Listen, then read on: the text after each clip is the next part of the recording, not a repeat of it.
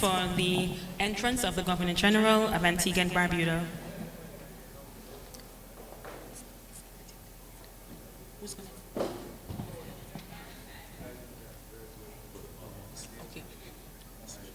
We are gathered today for the opening ceremony of the Hearts Initiative Implementation, Sensitization, and Training Workshop. At the very beginning, I would like to say thank you to all in this room for committing your time, one of your most invaluable assets, to take part in this momentous occasion. Antigua and Barbuda has arrived at a crucial point in history of healthcare where we will have a much closer look at a standardized approach to non-communicable diseases, in particular hypertension, the non-communicable disease with the greatest burden on our healthcare system. At this point in time, I would like to invite to the podium Dr. Taroline Malcolm, who is our NCD's and mental health advisor of the Pan American Health Organization.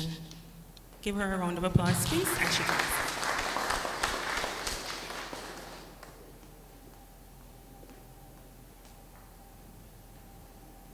Thank you, Madam Chair. Governor General, His Excellency Sir Rodney Williams, Minister of Health, Wellness and the Environment, Honorable Sir Malwyn Joseph, Pro Vice Chancellor and Principal Professor Justin Robinson, Permanent Secretaries and other ministry executives, members of the University Executive Management, members of PAHO and the Hearts Management Team, distinguished guests, members of the media, ladies and gentlemen, good morning. It is an honor to join you today as the country takes this important step in addressing the growing burden of cardiovascular diseases in Antigua and Barbuda by the introduction of the Hearts Initiative. I bring greetings on behalf of PAHO WHO representative, Dr. Amalia Del Rego. She sends her regards and best wishes. As many of you are aware, NCDs are the leading cause of death and disability in the Caribbean and worldwide. Cardiovascular diseases in particular account for a significant proportion of this burden, driven by risk factors such as hypertension, diabetes, and unhealthy life choices. The Global Hearts Initiative presents a set of proven, actionable, effective interventions that aim to strengthen the existing health system. And in the region of the Americas, over 30 countries are currently implementing the Hearts Initiatives, with over 50% of those countries in the Caribbean.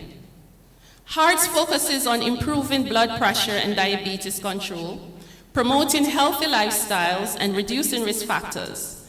Antigua and Barbuda's decision to adopt the Hearts Initiative represents a significant step forward in strengthening primary care, in strengthening the primary health care system, and improving the health of the people of this country.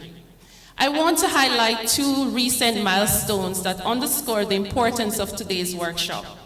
Last year, in 2023, we gathered in Barbados for the Small Island Developing States Conference on NCDs and Mental Health.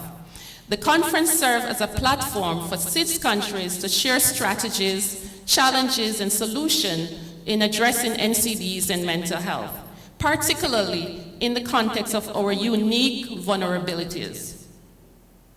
The Bridgetown Declaration reinforced the need for integrated, resilient health system that prioritize NCD prevention and management as a key in reducing our health burden.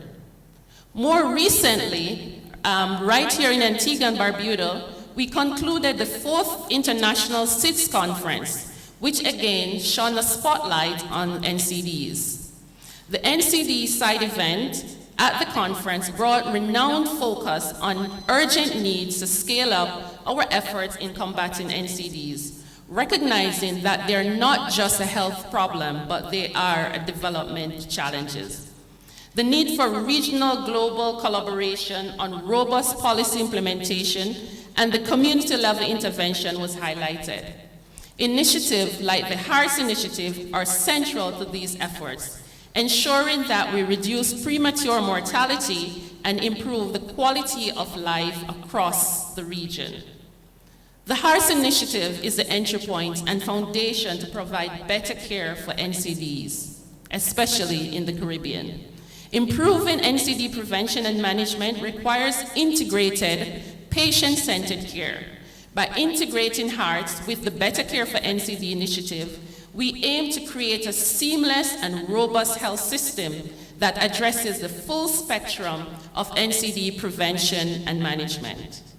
PAHO WHO remains steadfast in supporting the government of Antigua and Barbuda, our healthcare providers, and community organizations to ensure that the Hearts Initiative is successfully implemented here in Antigua and Barbuda.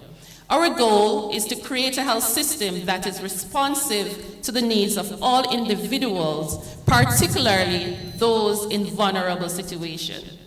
In closing, I commend the Ministry of Health and the Minister by extension for this effort, and I extend my deepest gratitude to the team working towards adopting the Hearts Initiative.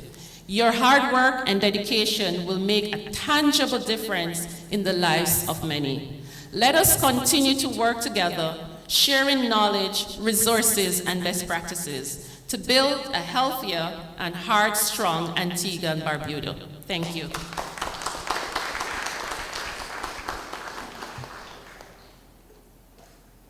Thank you so kindly to Dr. Malcolm for giving us that very important background information.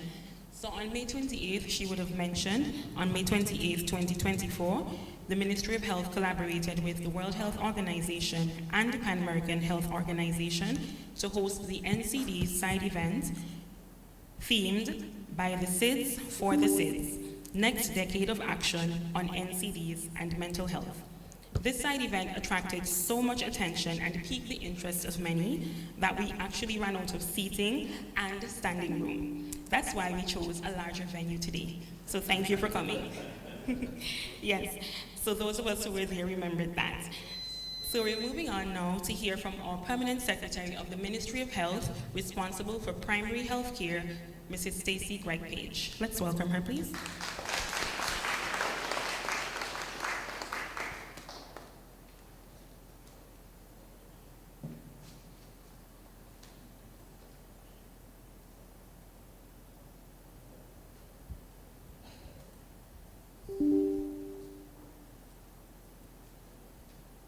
Good morning, everyone. Governor General of Antigua and Barbuda, His Excellency Sir Rodney Williams, Honorable Samuel Wayne Joseph, Minister of Health, Wellness, Social Transformation, and the Environment, Mrs. Ina Dalso Henry, Permanent Secretary, Minister of Health, Wellness, and the Environment, Dr. Camaria De Castro, Chief Medical Officer, other government officials, visiting Pan American Health Organization, consultants and Hearts team, Dr. Justin Robin, Pro Vice Chancellor of the UE 5 Island campus, representatives from the medical, nursing, and allied health professions, presenters, participants, and other government colleagues, a pleasant good morning to all. It is with pleasure that I welcome you to this crucial Hearts Initiative implementation, sensitization, and training workshop. For the remainder of this week, we will focus on enhancing our healthcare system and elevate cardiovascular health and non-communicable disease care across Antigua and Barbuda. Primary health care is a vigorous and equitable healthcare system. It is where most individuals first encounter the health system and where early detection and preventive measures and the management of chronic conditions such as hypertension and diabetes takes place. However, delivering consistent, high-quality primary health care for NCDs poses significant challenges, particularly in our small island developing states. The Hearts Initiative provides a comprehensive framework to tackle these challenges head-on. It perfectly aligns with the principle of primary health care by delivering person-centered, comprehensive, and integrated care near individuals' living and working areas. Over the next 4 days, we will investigate how Hearts can revolutionize our approach to NCD care, especially in cardiovascular and diabetics patients at the primary level. We will focus on bolstering team-based care, empowering our communities, enhancing access to essential medicines and technologies, and improving our health information systems. Critically, the HEARTS initiative acknowledges that effective NCD care requires addressing social determinants of health, promoting healthy lifestyles, and actively involving patients in their care. This holistic approach lies at the core of primary health care and will be featured significantly over the next few days. I am particularly excited about our emphasis on delivering localized clinical pathways for hypertension and diabetes. These pathways will promote best practices and will serve as indispensable tools for our primary care providers, ensuring consistent and high-quality care across all of our healthcare centers and polyclinics. Additionally, we will delve into strategies aimed at enhancing our primary care workforce. This is a critical issue, especially considering the shortages we face, particularly among nurses. By investing in our human capital and employing team-based care models, we can maximize the impact of our limited resources. During this workshop, I urge you to think innovatively about how we can tailor HEARTS to our distinct primary care setting. How can we leverage our existing community health workers? How can we better integrate NCD care with other primary care services? And how can we use technology to expand our reach? By the end of this week, we aim to have a clear roadmap for implementing HEARTS across our primary care networks. This is not just an opportunity to enhance cardiovascular and diabetic care, but also to fortify our entire primary care system. I want to thank PAHO for their support in making this initiative possible.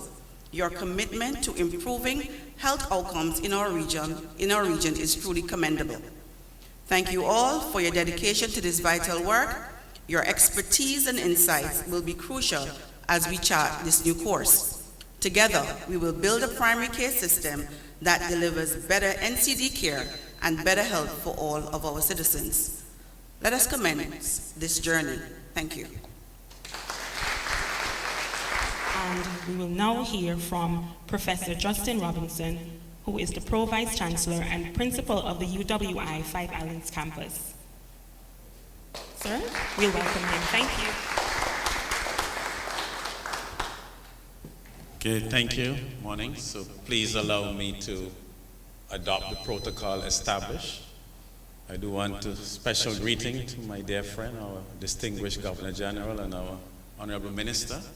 So it gives me tremendous pleasure to welcome you to the UWI Five Islands campus today. This is the newest campus in the UWI family. As some of you may be aware, the UWI is in its 76th year. The Five Islands campus, we've just completed 5 years, so it's the baby of the UWI family, and I view our hosting of these events as signs that we are growing up. The campus is growing rapidly. We are hosting this at a very interesting time for us. This year, we've crossed the symbolic hurdle of 1,000 students. So our campus, which started 5 years ago with 176 students, at 5 p.m. yesterday, we were up to 1,090 students, and we still have a few students. So the campus is growing tremendously, and it gave us tremendous pleasure in this cohort for us to really begin implementing what I like to call our CCC strategy, where Caribbean societies are confronted with what I term the CCC crisis: the crime crisis, the climate crisis, and the chronic non-communicable disease crisis. And as a state-funded university, it's incumbent on us to do the academic part of addressing these crises. Very significant for us In our cohort this year, where we've seen a 38% increase in enrollment, we were very pleased to welcome 46 students in the area of pharmacy, 17 students in the Masters in Public Health, and I see the minister applauding. We couldn't have done it without your support.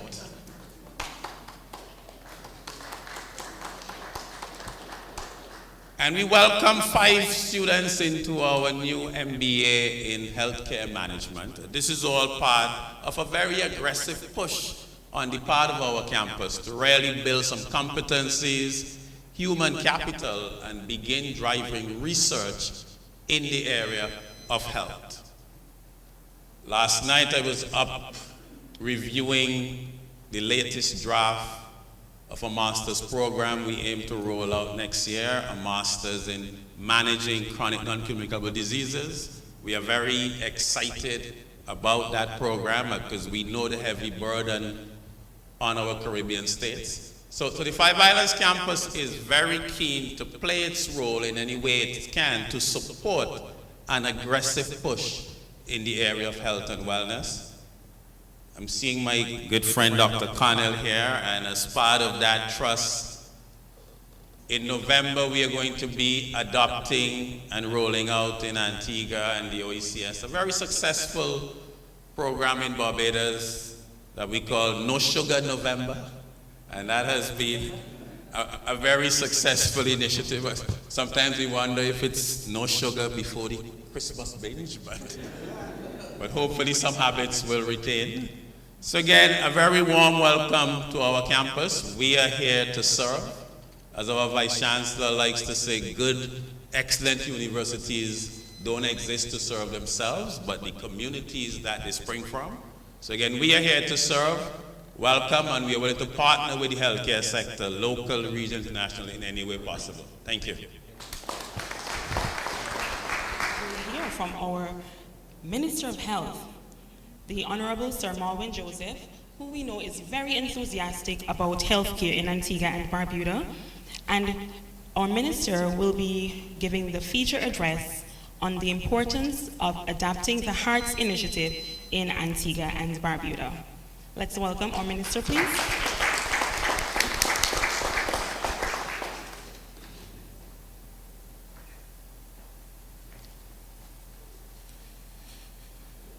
Good morning, everyone. Your Excellency, Sir Rodney Williams, I must comment that in so many of my presentations, both internationally and regionally, I see your presence here, and it's a clear demonstration of your commitment as a doctor to seeing Antigua and Barbuda achieve optimal health among its citizenry. I want to thank you and express my appreciation for your support. Professor Justin Robinson, I want to express also my utter delight in the achievements your university has been able to make in a short period of time. Not to mention the venue, that we now have an adequate venue in an environment of academia, and I think it helps to bolster the seriousness, and the seriousness, especially the purpose of what we do today. Let me also welcome the senior members of the Ministry of Health, my 2 permanent secretaries.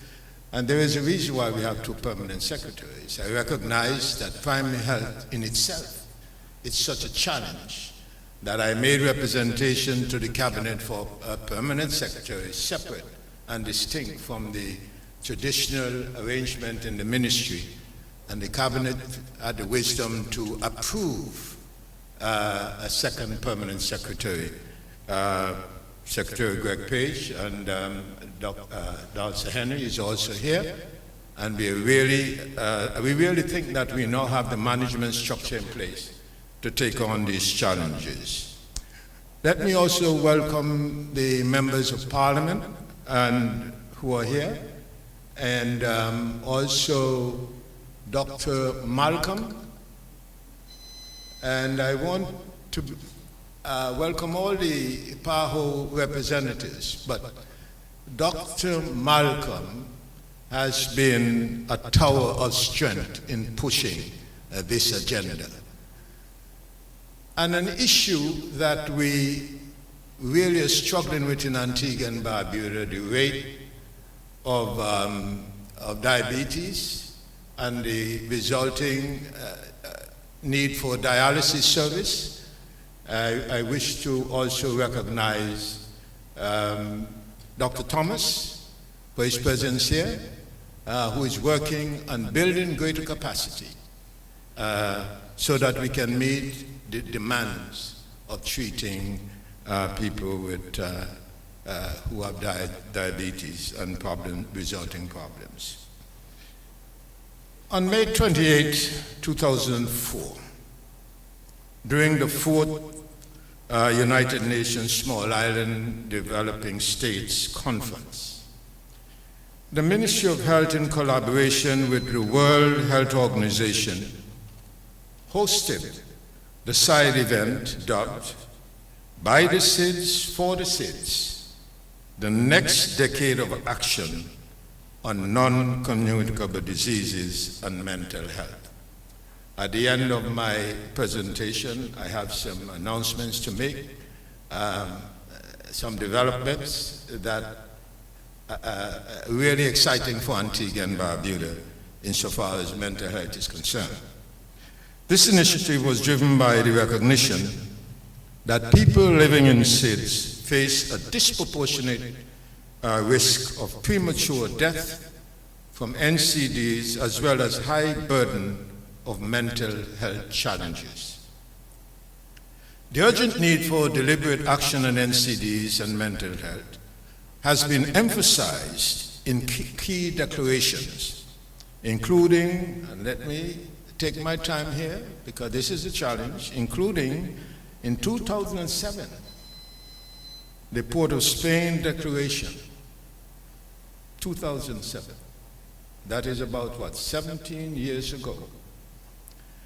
And also the Samoa Declaration, or the Samoa Pathway, and most recently, the 2023 Bridgetown Declaration on NCDs and mental health.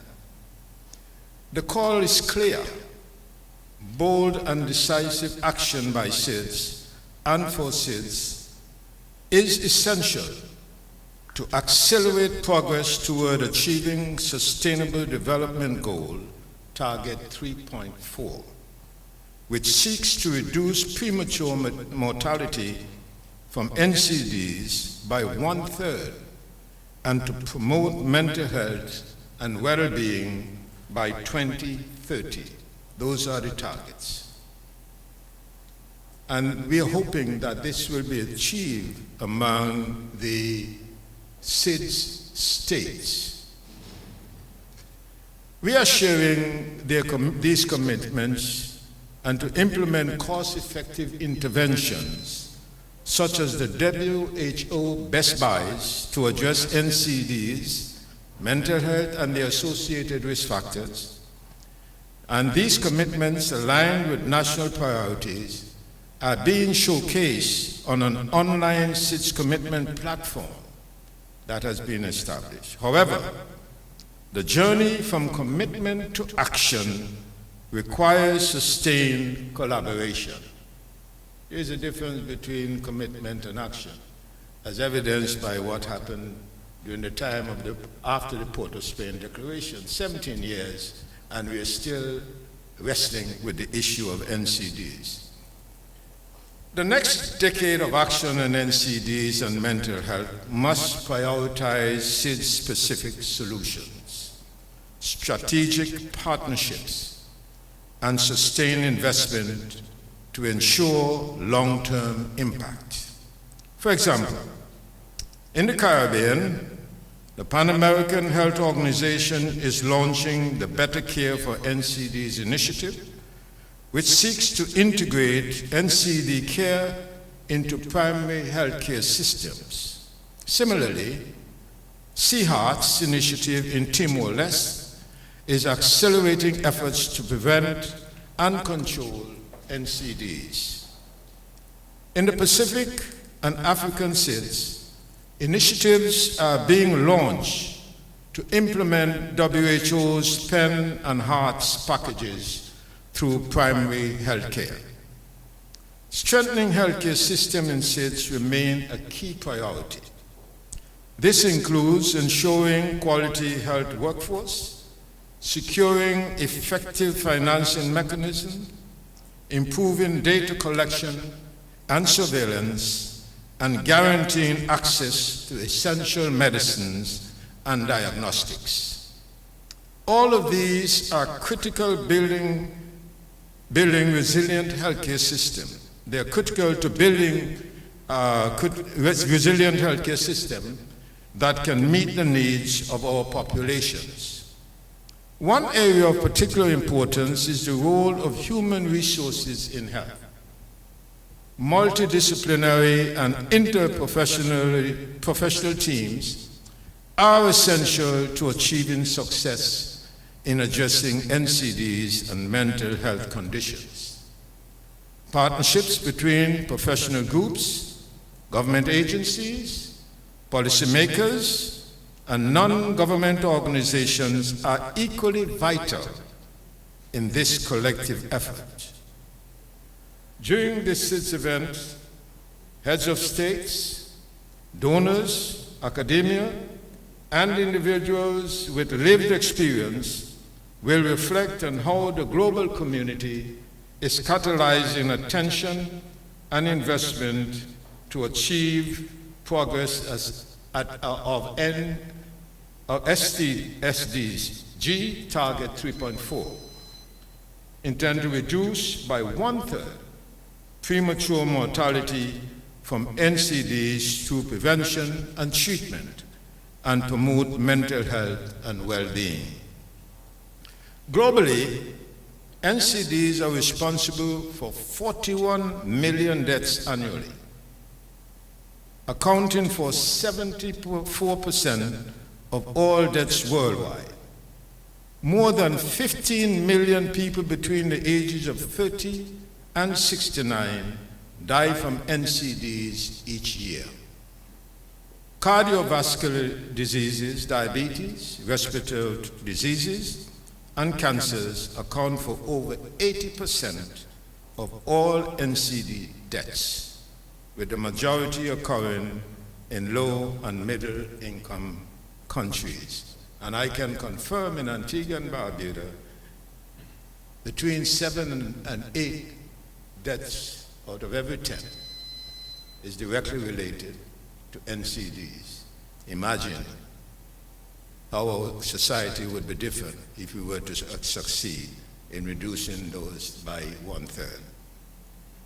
People living in SIDS are particularly vulnerable, facing a higher likelihood of premature death from NCDs compared to other countries. The cost of these conditions, both human and economic, is staggering. Therefore, it is imperative that we prioritize investment in health infrastructure, capacity building, research and development, and access to essential medicines and technologies to effectively prevent and manage NCDs. As we continue to recover from COVID-19 pandemic, there is a pressing need to strengthen our capacity to manage NCDs, particularly hypertension and diabetes.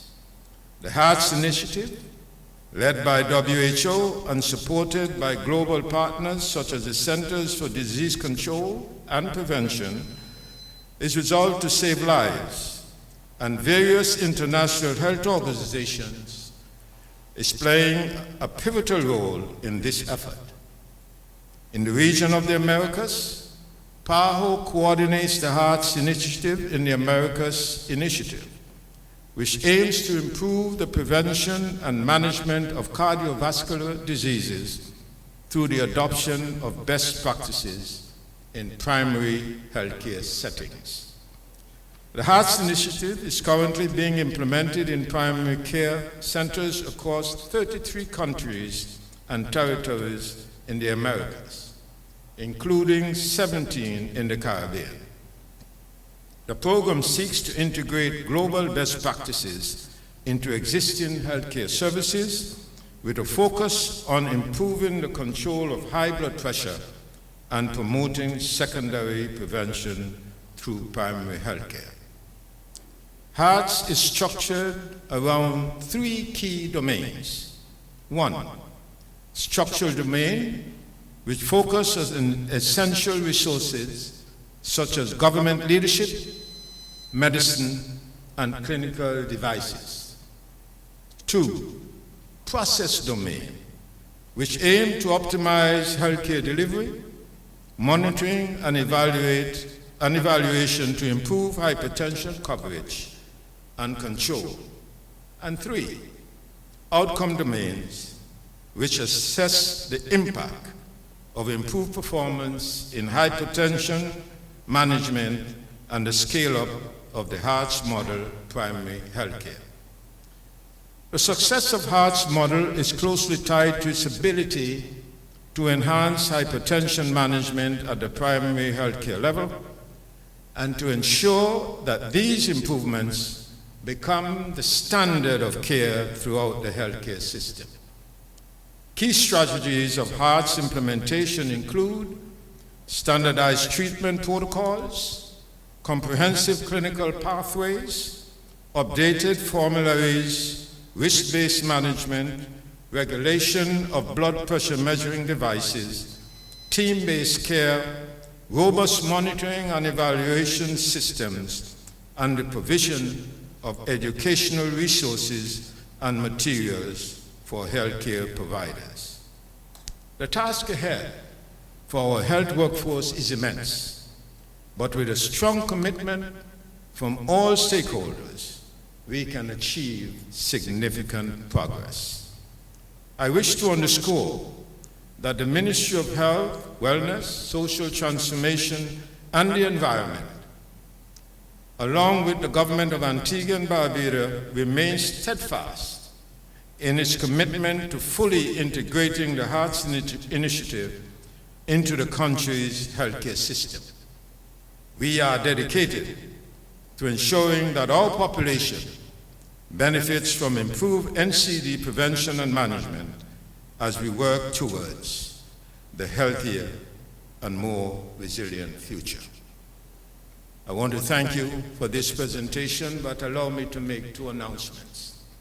I will leave here this morning and will join my colleagues at the Cabinet, where we will make a decision to purchase a property approximately $13 million EC dollars, 13 million EC dollars, for a facility to relocate the mental health facility now. In other words, Antigua and Barbuda will have a purpose-built facility for mental health treatment.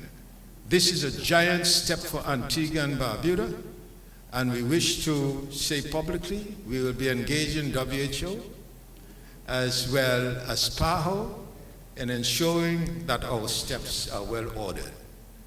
And I also would like to say publicly our appreciation to PAHO for bringing us along, where we have had the first reading of a new Mental Health Act before the Parliament of Antigua and Barbuda. This is a modern Mental Health Act, and will be promulgated, will be circulated among the population. It has been already to some extent, but we need to take it beyond the technical minds and put it before the general public. Sometimes the people below, the professionals, do have good ideas, and we do not wish at all to miss the opportunity of having the most effective mental health piece of legislation within PAHO's family.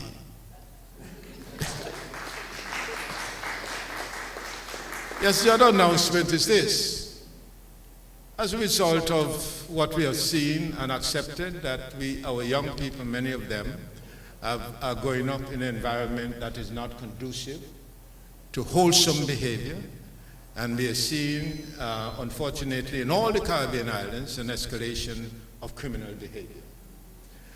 The government has, by policy, has embarked on a direction where we will, in addition to legislation, and the policy will be announced shortly, we'll look at our citizens and our children from the time of the mother's pregnancy.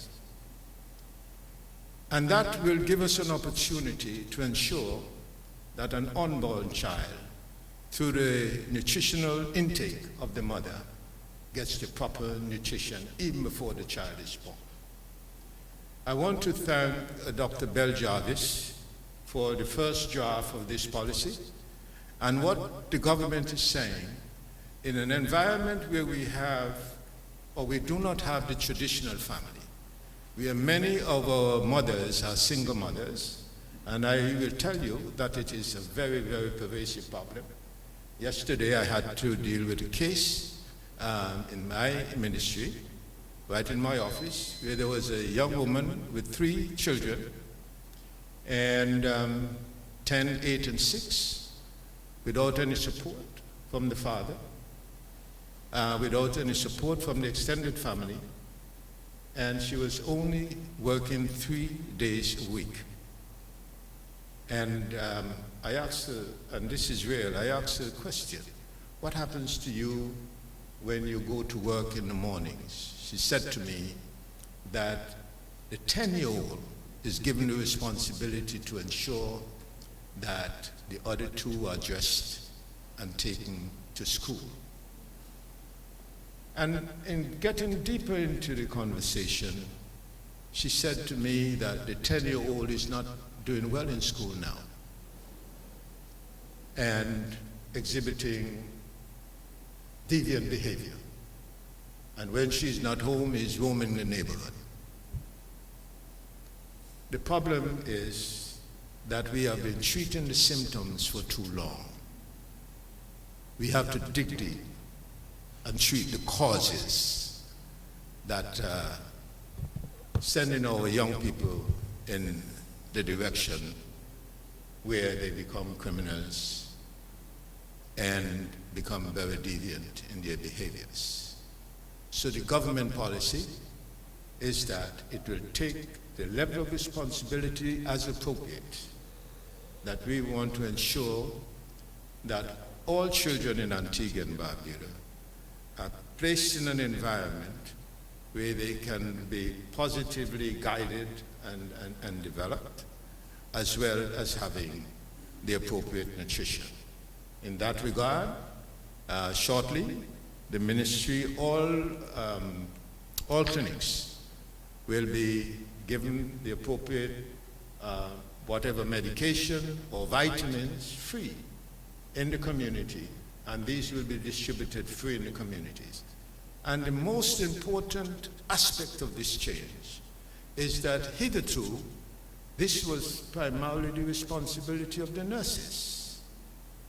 And so what we will do, we will attach a well-trained social worker to each clinic in Antigua and Barbuda so that they can follow up on the findings of the nurses. If the mother is not coming for the regular visits, or the children are not getting the necessary nutrients, then the social worker will be advised through the nurses, and then the interventions will be made. These are important, and obviously this will lend to the fight of NCDs, because you have to address NCDs from childhood up to adulthood. Too many of our young boys and girls are obese or overweight in school. That never happened before, Doctor. You know that, Dr. Williams, you are fit for speed. And young men, growing up, I never saw an overweight young man in my village. Never. and all these things have to be addressed from the very root cause. I want to thank you for your forbearance, and I trust that you have a successful meeting today. Thank you. Our Hearts team, the consultants who have worked with and will continue to work with us, who have given us tremendous support, as Minister would have mentioned, throughout this entire preparation and to getting to the stage that we are at this point in time.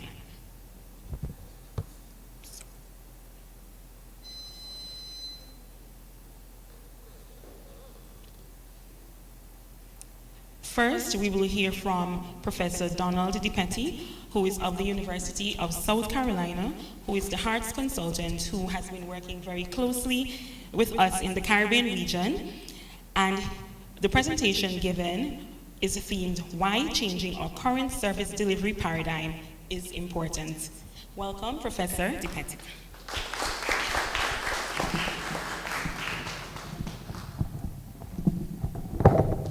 Do you mind if I take this off? Because I'm Italian, and I'm going to walk a little bit around instead of behind the podium.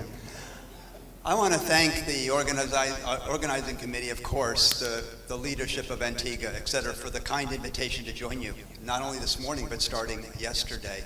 I also want to congratulate Antigua and Barbuda for taking this bold journey in partnership with Hearts, et cetera, but really, it's your journey. And I'm hoping that I'm going to be able to contribute to that journey over the next several days. The charge that I was given this morning was the honor of giving an opening presentation, if you will. And the title is there, The Changing Face of Hypertension Management, Addressing the Burning Platform and Shifting the Paradigm. But it could be a much simpler title, Why? Because that is really what the following 15 minutes is going to be about, why? One of my mentors, when I was a medical student, told me that, he asked me a question, it was on pediatrics. And he said, what's the most common word a 40-year-old utters? And I said, I don't know. What is it? And he said, why? If you can remember that during the next several, whatever, decades of your career, always remember the word why, and always answer the word why first. So this could be called why. And after the why, it's the change that's necessary that why promotes. So we're going to talk about both. If I can have the next slide, Felicia. Thank you, and Gloria. We've already heard a lot of the why from our distinguished leadership this morning. But let me see if we can package it together into one concept. It's going to be twofold. First of all, hypertension. That's how Hearts initiated. Hearts initiated as a modality to increase hypertension control. However, now we're also joined by our diabetes colleagues, et cetera, which is entirely appropriate. And this evening, we're going to even talk about bringing in our kidney disease consultants as well, to marry those three into one syndrome. But that's for tonight. But let's center just on hypertension first, which is what started Hearts. Number one, the prevalence, obviously you already know, it's about a third globally, and it's increasing, unfortunately. The costs are incrementally and exponentially increasing with the increase in prevalence.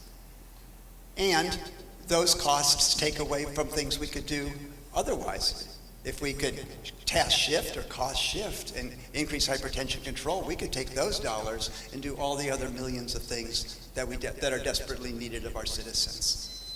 Next slide. Hearts didn't happen in a vacuum. Hearts was started by a partnership between the Centers for Disease Control in my country and PAHO. But the Centers for Disease Control leadership, at that time, there was no non-communicable diseases. So they all came from our communicable diseases divisions. And then some migrated over to the non-communicable disease division that was initially formed early in around 2010, 2011. But we learned a lot from our communicable disease colleagues that is entirely appropriate to Hearts and to non-communicable diseases. Number one, they learned many years ago from public health issues, water, insecurities, and then of course, vaccines, and then TB, et cetera. I don't need to list them all to you, but HIV, et cetera. Number one, approaching these diseases we learned from our infectious disease colleagues requires a structured approach. The haphazard approach didn't work, but they made it highly successful, even in extraordinarily low-income countries throughout Africa, as you all know.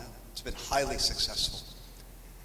Diagnosis and treatment, of course, is a cornerstone, but you've got to set the foundation before the diagnosis and treatment can be had.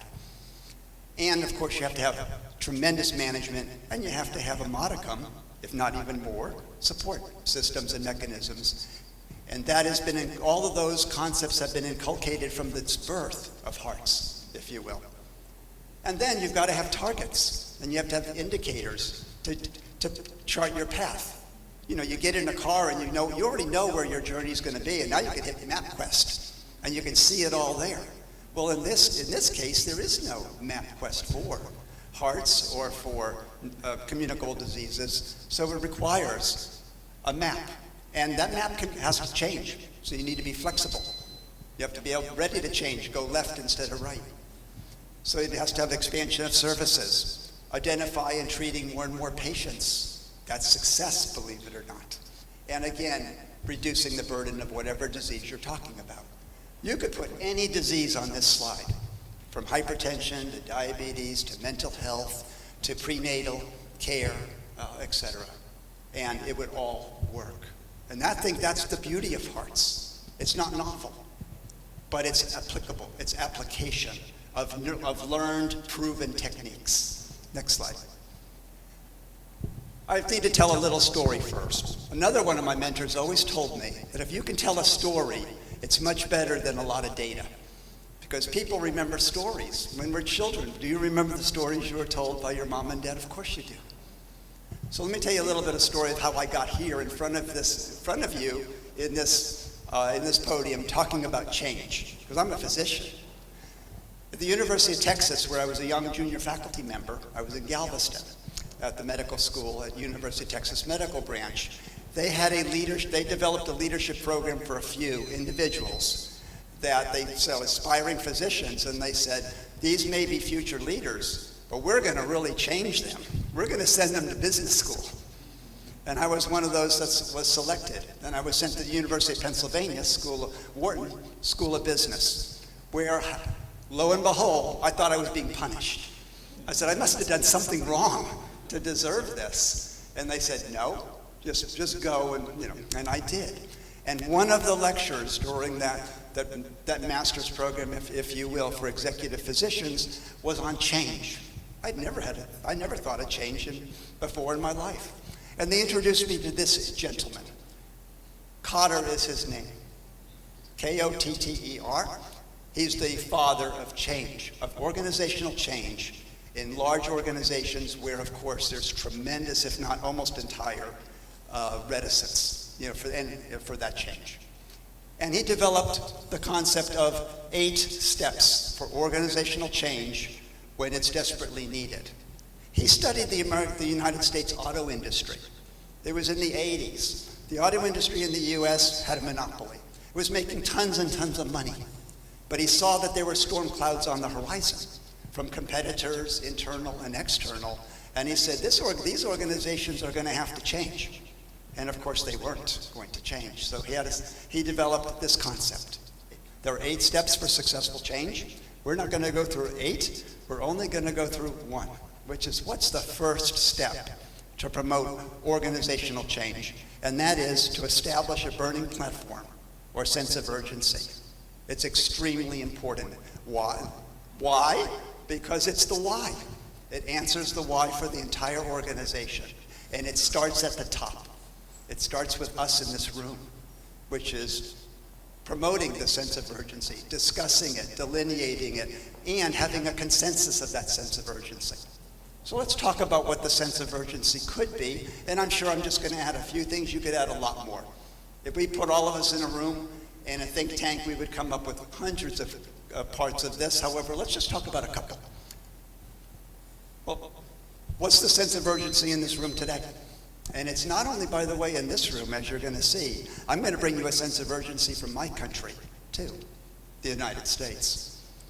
We've already heard most of this, if not all of this, but here it is in one package.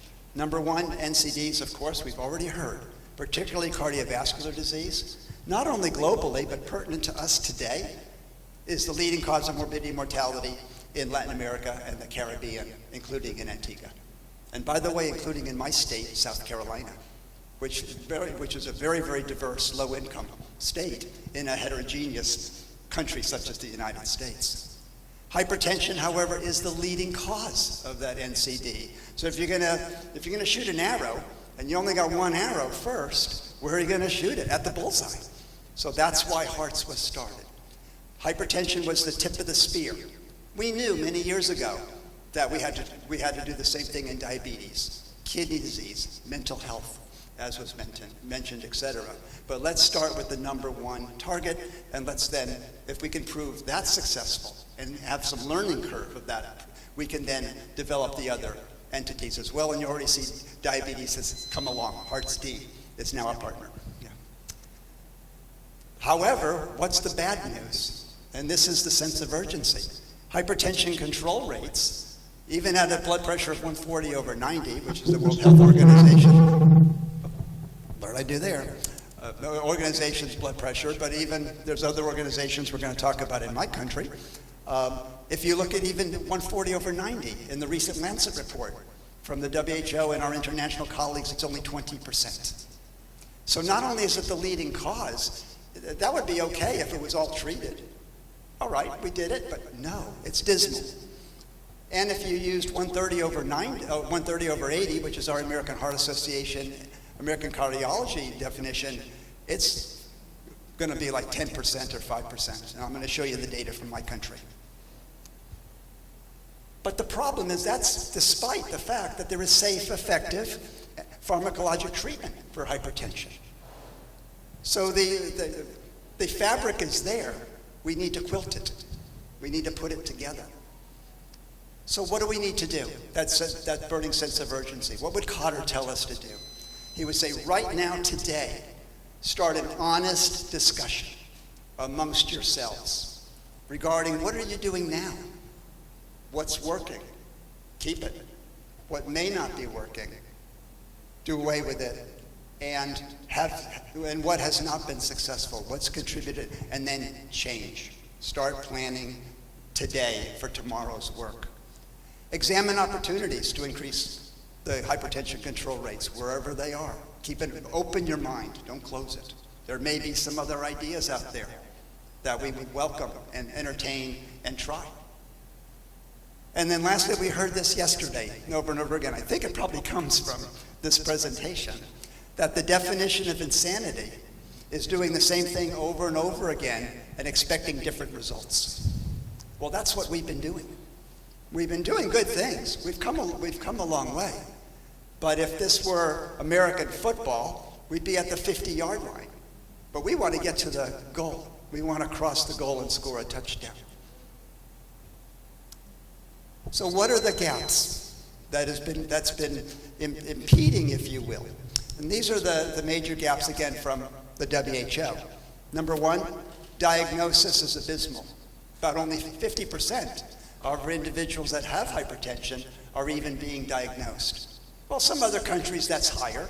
It's actually pretty good in my country, but it's not helping the control rates. We're diagnosing a whole lot of people, as you're going to see, but we're not controlling a whole lot of people.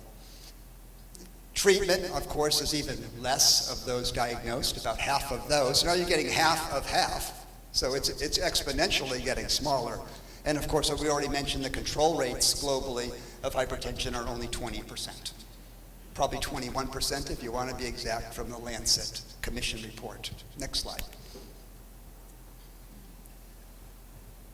Well, that's global, and everyone would say, Don, that's global. Many of those are low-income countries. They're just starting.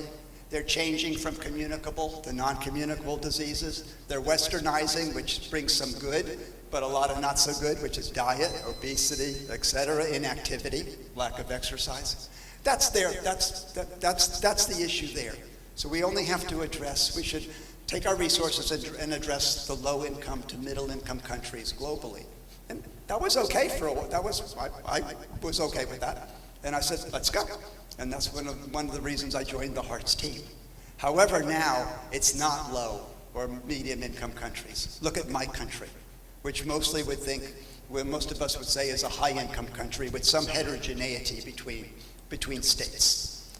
This is our data. And I'm bearing my soul because I'm bringing you our data. Our federal registry is called the NHANES registry. It's run by the government through the National Institutes of Health. It surveys our population every 4 or 5 years. And it serves it for many, many different diseases, but hypertension is one of the more prominent entities that they examine. So this is an unbiased, it's very, very diverse with ethnicity, race, geography, etc. And this is the portrait of hypertension in my country. When I started in hypertension, which when I was a lot younger, and I'm an internist, I'm a primary care physician, but I chose hypertension as my academic-ish career, clinical and research career, if you will. And then I rose through administration, the dark side, and I really, really feel for you. I was previous dean at the University of South Carolina School of Medicine. You have my sympathy, but also my blessing for what you're doing here in the Five Islands campus. I just heard it's phenomenal. Please, please keep it up. But the trouble is, we thought we were doing okay. You know, when I first started, our control rates were 30-ish%. Then every 4 years, they would go up a couple percent. And we said, all we have to do is continue what we're doing, although it's going to take decades, but we'll get to the 80, 85, 90%, which is really probably the predicted goal that you want to achieve. And we just thought it's going to be a tincture of time. And for a while, that worked. Up to the report in 2013, 2014 of the NHANES report, our control rates had increased to 54% nationally. Now remember, some states are higher in the United States and some states are lower, but that's the average for the entire population, the 3 million-ish, if you will, Americans, or adult portion of those 3 million individuals. And then something striking happened. The next report was 2017, 2018, and for the first time that we've been even measuring blood pressures nationally and tracking hypertension control rates, we were stunned. We did not expect this. And what stunned us was, for the first time, hypertension control rates dramatically and significantly declined in the United States. 10% to 44%. Notice the dates. This is 2017, 2018, pre-COVID. Nothing to do with the pandemic. This was serious, and it was a wake-up call. And there was probably many reasons for that. Increasing obesity, increasing diabetes, aging of our population, but this is the first time we saw a decline as opposed to a steady increase in hypertension control rates. And if we use the ACC-AHA criteria of hypertension being 130/80, it's a dismal 19%. That's just mathematics, though. So, it would be okay if that was just a number, but then the outcomes in our country came out. And for the first time, we saw, although they're not linked, they're in parallel, we saw that the decrease in hypertension control rates paralleled an increase for the first time in CVD-related morbidity and mortality, particularly stroke. Our stroke rates for the first time did not continue to go down. It actually plateaued and actually increased slightly. And boy, that's a wake-up call. Remember, this is pre-COVID. Next slide. Well, that wasn't lost by anybody. And I'm very proud, obviously, of our Washington leadership. Our Surgeon General saw that data. And now this is in the middle of COVID. He said, stop. We will continue all we're doing with the pandemic, as difficult as that was. But he said, we have to address this. And he issued a call to action in the year 2020, right in the middle of COVID. We were stunned.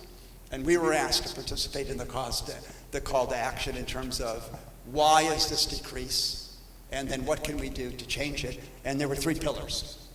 And you're going to see that the pillars are going to sound just like Hearts. Why? Because many of my CDC colleagues that actually planned and has been obviously inculcated in Hearts participated. So it's like a subtle, sneaky way to kind of get Hearts into the U.S., but we did. prioritize hypertension control again nationally. In the 70s and 80s, it was a national priority, and that got lost as the data, as we started seeing, treatments going up, et cetera. We turned our attention to other appropriate things. Cultivate community support mechanisms again. Bring it back to the community level, the grassroots level, the schools, the companies, the industries, et cetera, and make it a national priority again. And more importantly, optimize patient care. And what was the key components of that pillar? Which was number one strategy was to employ a standardized treatment program, small, unified formularies nationwide if we can. Easy to write down in a piece of paper, more difficult to do, but as we're going to learn over the next couple days, we are also trying to initiate HEARTS in the United States.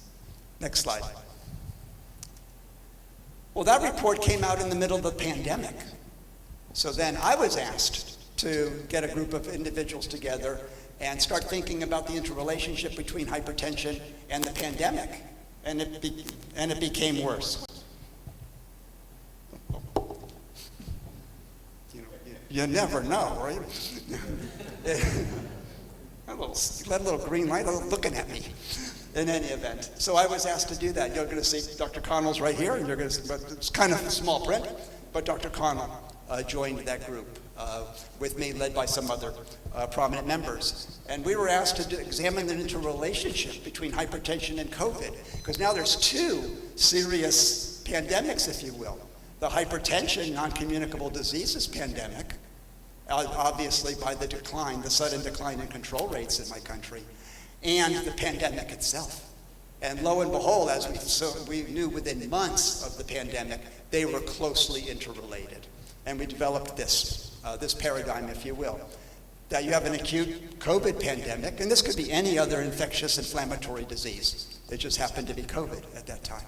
And that was the burning platform for being asked to convene this group of individuals.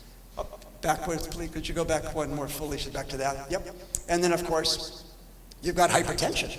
COVID leads to hypertension. It also disrupts hypertension treatment. We saw hypertension treatment disrupted everywhere. One of the best examples was my colleagues in Cuba. They were doing spectacularly in increasing hypertension control rates, and as soon as the pandemic was taking hold, they plummeted back down to baseline. And it's almost like a real-world experiment of what can happen if you disrupt the heart's care. They were already initiating HEARTS really, really vigorously. Then you increase your chronic NCD pandemic, you increase hypertension burden. That increases the comorbidities, of course, with COVID, which exacerbates the underlying COVID, and then you go right back to COVID. It's a perfect storm. It's a vicious cycle, if you will. Next slide. So what's the change? We did the why. We've done the burning platform. Well, what are we going to ask all of us to think about and discuss today and over the next couple days? Number one, we have to do something different. In my lifetime, I started with no care for hypertension. Believe it or not, when I was a medical student, there was some rumblings that maybe hypertension was bad and treating it was good. But we were told that the higher your systolic blood pressure as you age is good because the brain needs to be perfused. So don't treat it. So that's no care. And this is only in one generation, me. Right? Then we did recognize the value of treating hypertension in terms of reducing cardiovascular outcomes. And it developed step care. Well, what was step care? We all remember it. It would start with a thiazide or thiazide-like diuretic. In everybody, regardless of who you were, who walked in the door, or what location you were at, and titrate to maximal dose. If you're not controlled, start a second agent, maximize that one, a third agent, and a fourth agent, and by the time you're done, 2 years have gone by, and the patient's still probably not controlled. That gave way to individualized care. That was kind of a fancy term. However, all it meant was instead of starting a thiazide on everybody, you could start one of 4 different classes of medications, but the paradigm was the same. Choose one agent, Maximize it. Second, maximize it. Third, maximize it. We need to change. That didn't work, and it's not working, but it's got us partly there. I want to give some credit, to my previous mentors and some of my work. However, now it's time for real change. And the real change is a population-based approach, which is let's treat the population as we can with the most efficacious modalities, and hopefully we can export that population-based control around the world if the differing populations all respond the same. And I'm going to show you that they do. Next slide. So why is a hypertension treatment algorithm the key? We used to call it the heart of hearts. Now we're calling the clinical pathway the heart of hearts. But all it did was take the treatment algorithm and put it right smack in the middle of the clinical pathway. Number one, it's a critical strategy which we know increases hypertension control rates. Number two, it addresses clinical and therapeutic inertia. The problem is us. We don't titrate. We don't add a medication, even when it's clinically indicated. Because we're humans. We develop a lot of excuses. I've been guilty. Patient runs into my clinic. They're at work. They're taking an hour off. They race into the clinic. The blood pressure's high, and they say, "Oh, Dr. Petty, I had a hard time finding a parking space." So that's the reason. Okay, see you next 3 months from now. No. It's simple, straightforward, and standardized, and it can be adopted at any level, from a clinic, a single clinic, to a system, to a country, a region, and we believe now globally. But there are some guiding principles that we've already heard some of these guiding principles mentioned. Number one, if you're going to do a population-based approach, it must be primary care-based. We love our subspecialty colleagues, trust me. They're extraordinarily important, and we need them, and they need us as well. But for a population-based approach, the audience, the targeted audience, is primary care. The whole team of primary care, and I'm not talking about physicians, just physicians, nursing, nutritionists, pharmacists, et cetera, community health workers, everybody, we need all hands on deck. We need everyone. The algorithm that you develop, your protocol that I've already seen, a draft protocol from Antigua and Barbuda that looks wonderful. It has to address the patient rule, not the patient exception.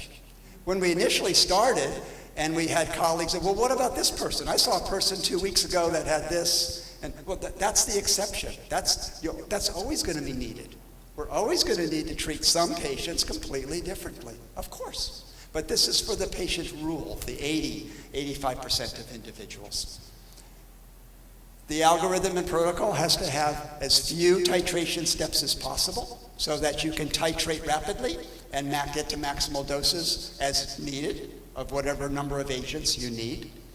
And also we now know, and it's in every guideline, hypertension guideline I've seen, including the World Health Organization guidelines that Dr. Kamal and I were honored to participate in and sit on that committee. And we're on 3 medications at quarter dose, or even 4. Our Australian colleagues are proposing starting 4 antihypertensive medications as the first step. I don't want to complicate that today, because we're not doing that. I just want to give you a heads up as to what possibly could be on the horizon. That means we're on the right track. Because we're right now saying, let's start 2, which is a paradigm shift for most institutions and practices. Next slide. Well, you're going to hear more about HEARTS. HEARTS started with 5 modules. The very first module that's highlighted is evidence-based practice and protocols. We called that the heart of HEARTS. Why? Because the algorithm and protocol was in that module. Now, of course, they're all equally important. Next slide.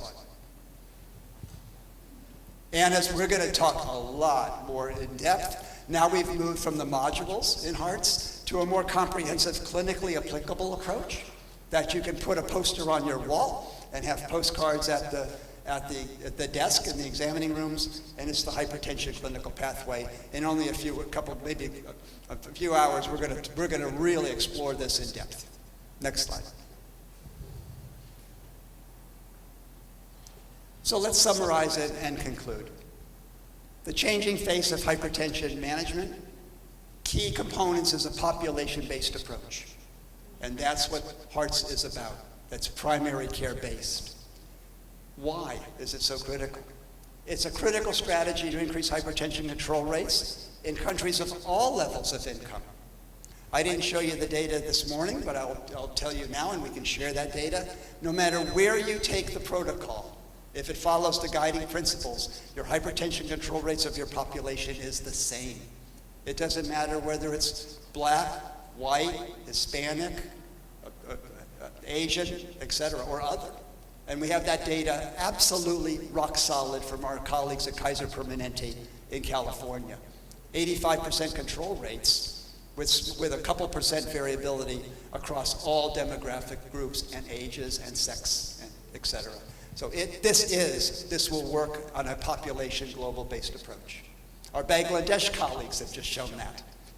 Some of our Indian colleagues have just shown that, et cetera. And some of our African colleagues have already shown that. The exact same protocol, the guiding principles of the protocol. Increases hypertension control rates the same.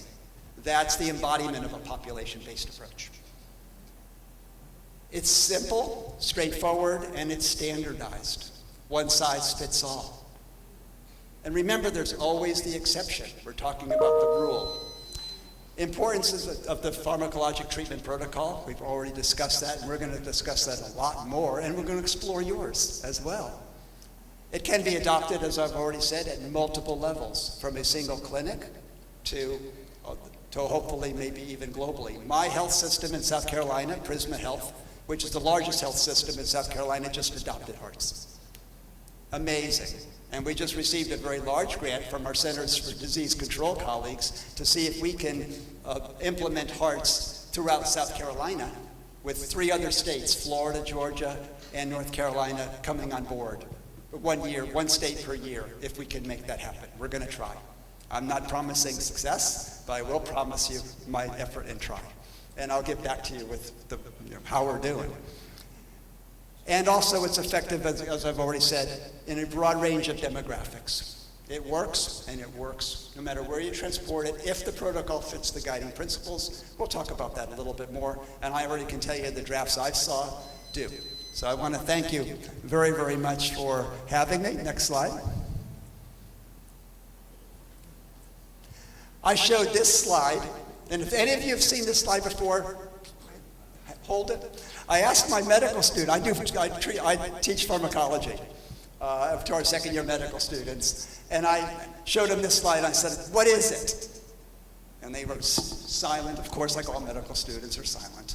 And then 2 males raised their hand. I don't want to pick on gender, but they happen to just be males. And they said, "It's a space transporter." I went, "What are you thinking?" No. What is it? Yes, it's the first electrocardiogram. It takes a whole room. And look at the poor medical student, that's the guinea pig, putting his little hands in these buckets of water. Happen to be potassium fluoride solution. And then that man is going to pull the switch. And it's a miracle that the electricity is going that way instead of this way, to the student. It's the first ECG. Now where are we? We're here. A little inky-dinky little smartwatch, etc. We can do it, and I thank you again for your attention, and we're going to explore many of these concepts at greater depth today and over the next couple days with you. I would like to invite Dr. Gloria Giraldo, who is Advisor for NCDs and Mental Health at the Caribbean Sub-Regional Program of PAHO WHO, and Dr. Giraldo will be presenting the overview of the Global HEARTS Initiative and HEARTS in the Americas.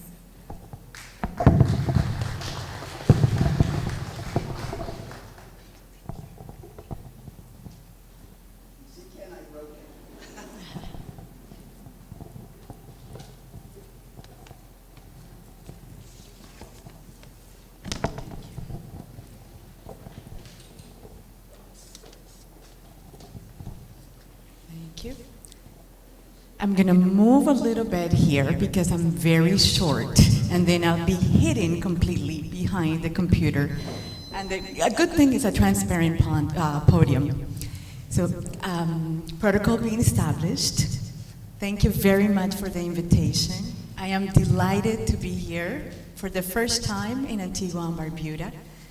And on behalf of the Pajos Regional Office, thank you for the invitation and for allowing us to see all the progress that is being made around hearts.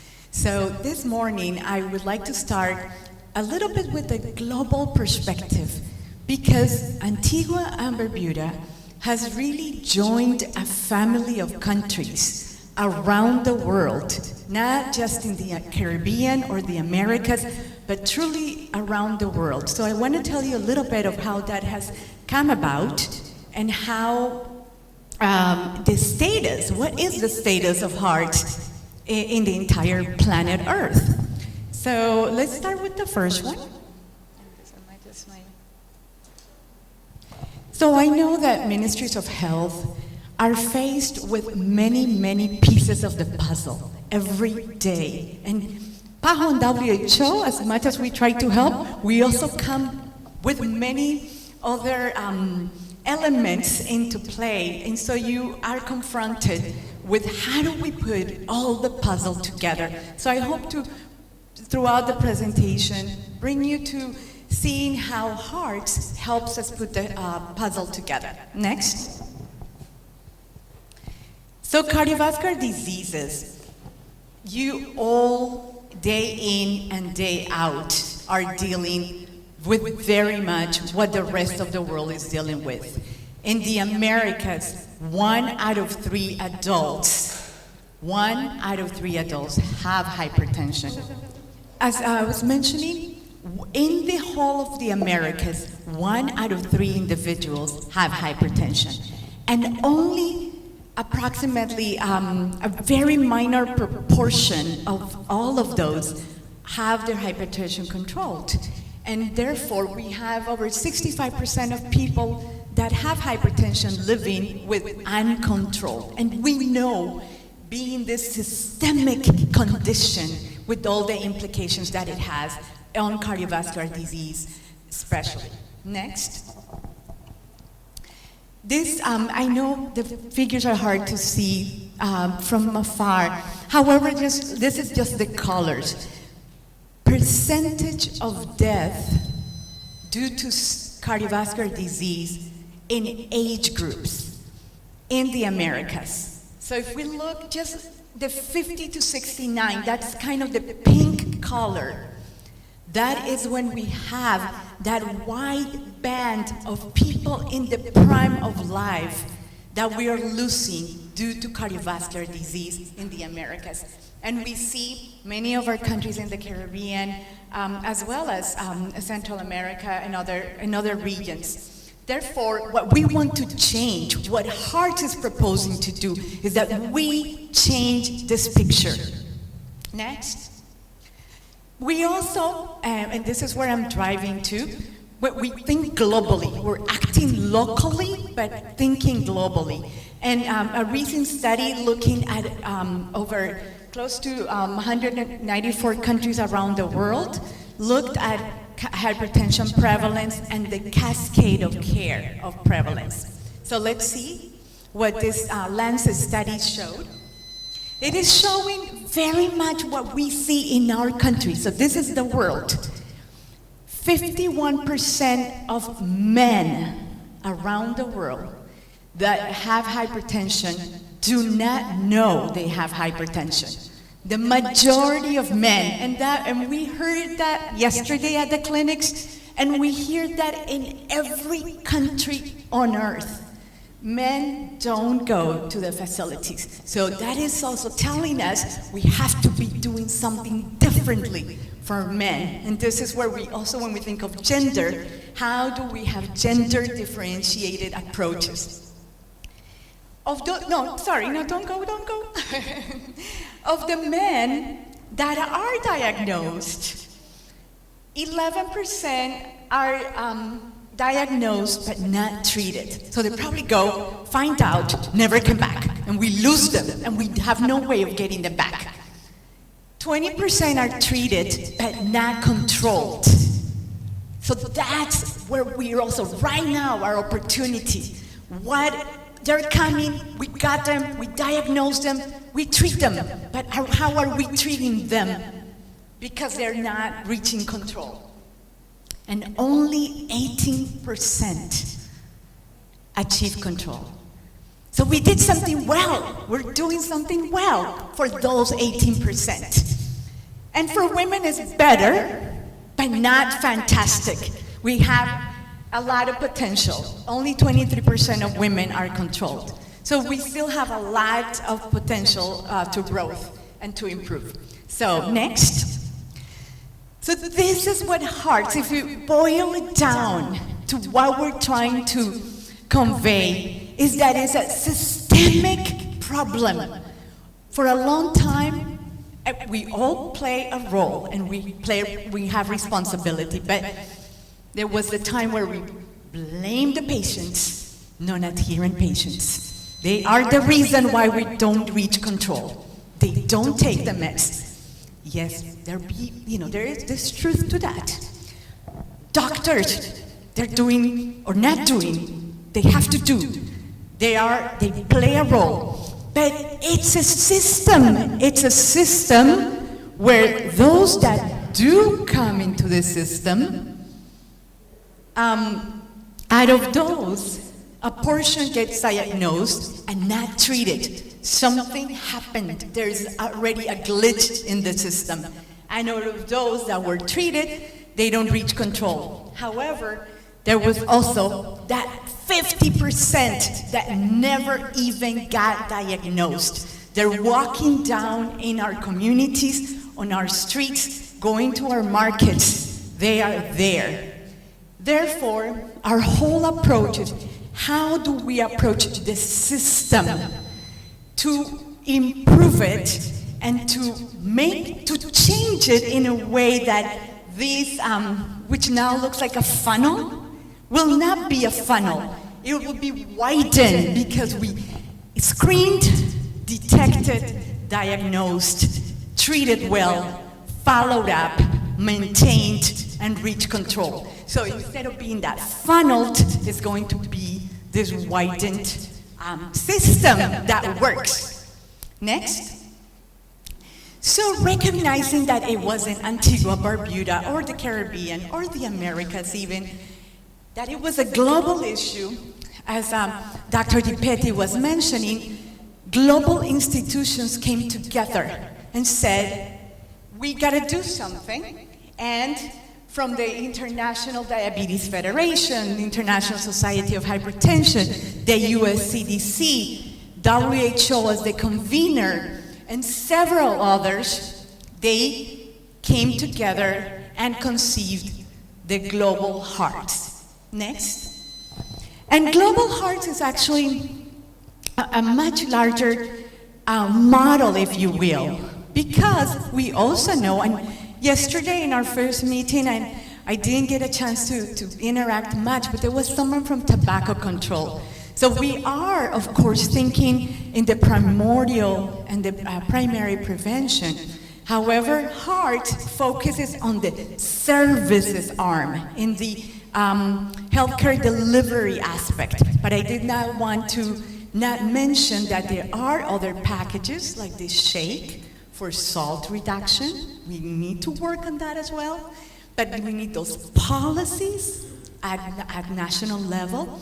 We have Empower. We've done well around tobacco. We've learned so much around tobacco control.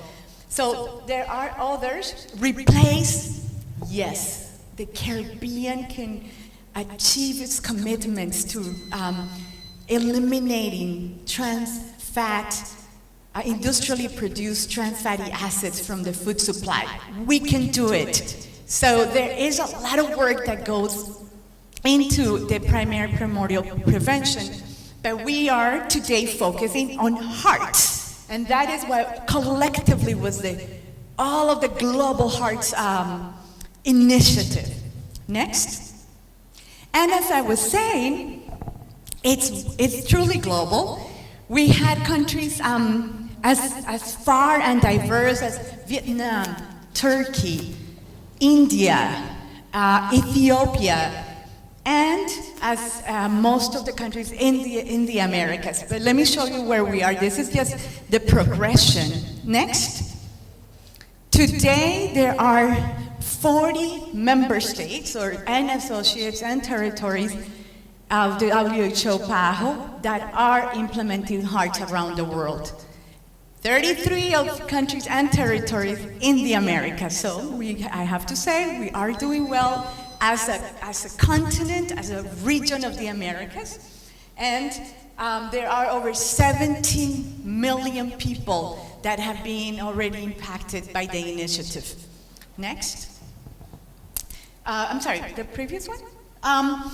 And we bring, you will hear, it is a little bit of designed redundancy in some of our presentations, but it is important we went around the world, and those organizations that I mentioned previously and the WHO, looking at the highest performing systems around the world. Who was doing this? If we knew how to control diabetes, if we had the medications, if we had the devices to measure blood pressure, why is it so difficult? We found some examples in our own region of the Americas. One of them is Kaiser Permanente, as it was mentioned, a subsystem of care in the United States with unique particularities. Nonetheless, it showed us that when they started off in early 2000s, they had a control rate of their patients. This is control. And we focus, if we look at the cascade, in what are those? If we know we have undiagnosed people walking down the street, what do we need to do? We need to increase screening. We need to conduct opportunistic screening, or do more outreach, or do a number of apply a number of programs that could help us to bring people into the clinics. And similarly, once we've captured them, diagnosed them, maintain their treatment, follow-up, that's one of our greatest weaknesses. The lack of systems, electronic medical records, or other systems, we lose our patients to follow-up. We cannot find them. I just visited another country. They showed me the drawer of all the charts of all the patients lost for follow-up. They had no way of bringing them back. So how to be creative? How do we, be it with community health workers, be it with phone calling, be it with other means that are that make sense for the local population, how do we get them back? Something that I like to remark close to the end of my presentation is to remind everyone that HEARTS did not come to compete or change or make the chronic care model obsolete. It is the further operationalization of the chronic care model. The chronic care model has been extremely helpful to help us really transition from the way that system was delivered or planned to now focus on chronic diseases. And HEARTS was just a continuation of the chronic care model and incorporates each of its components. Next. You will see this many times, the HEARTS modules, from which the drivers derive. So we're also working very coherently. The drivers of hypertension control come from the modules and just help us really give us the how-to. How do we implement the modules? That's what the drivers do. Next. Also, for some of you in planning, in the ministers, we've always talked about the components of the health, the services and the system of health, service delivery, medical products and technology, health workforce information, all those building blocks, they all are compatible when we look at HEARTS as a primary healthcare strengthening strategy. We are, and this is the beauty of it when we think about diabetes. When we think about other conditions, I was so delighted to see, and I know Antigua and Barbuda is a leader in HPV screening because we want to eliminate cervical cancer. Well, if we've strengthened our primary health care, we will be able to do so with more ease because if we improve our mechanisms, our systems, then the other conditions, it's not just hypertension, the skills gained through the Hearts Initiative are applicable to just strengthening the system and helping us in the other conditions. Next, we will be discussing in length each of the technical packages and the drivers. And I'm about to finish. I want to also just gain some time back. So we're doing so well. Next. And as I said, when we started on Barbados, you will hear proof of concept of the Hearts principles. There was this map with white. So all of the Americas was white. We just have a few countries that have not yet started implementation, but 33 countries and territories have started implementation of Hearts, including 17 in the Caribbean. Next, and I think I'm about to finish with two last sessions. Can you click? This is animated, not animated, but one you have to click continuously, please. So, what we'll be discussing in depth in the next 2 days are those elements that make a successful population-based hypertension control program. And it requires bold leadership, which we see and feel here in Antigua and Barbuda. We have the basic infrastructure. We were mesmerized, as you can tell, with the access to medicines in this country, which really puts you ahead of many in the ability to implement Hearts, medications, blood pressure measurement devices, which we will also now be in that path, workforce for team-based care, and you also have a unique structure in Antigua and Barbuda. The mechanisms for detection, diagnosis, and monitoring, the clinical pathway, which we'll discuss at length tomorrow, starting today, but at length tomorrow, and health information systems, which is also a big, big piece. So, as you can see, these elements are applicable to all conditions that you deal with in your daily practice. So, what we've learned with the 33 countries throughout the Americas is that Hearts is not PAHO's. This is owned by the Ministries of Health, and only Ministries of Health make it happen. We can provide some tools, but the real action takes place at Ministry Primary Healthcare Center, which is the core, the point of action of the Hearts Initiative. It is simple and practical. I think practicality is what made it attractive and why countries have continued to sign on to implement Hearts. Evidence-based, that is absolutely said, and I would be remiss not to mention, we bring consultants that are external to PAHO because they're bringing evidence also from the field, as well as, of course, from the literature, but they're also partaking in some of the most important studies around the world, the development of the global guidelines, so we're very proud to have our consultants with us.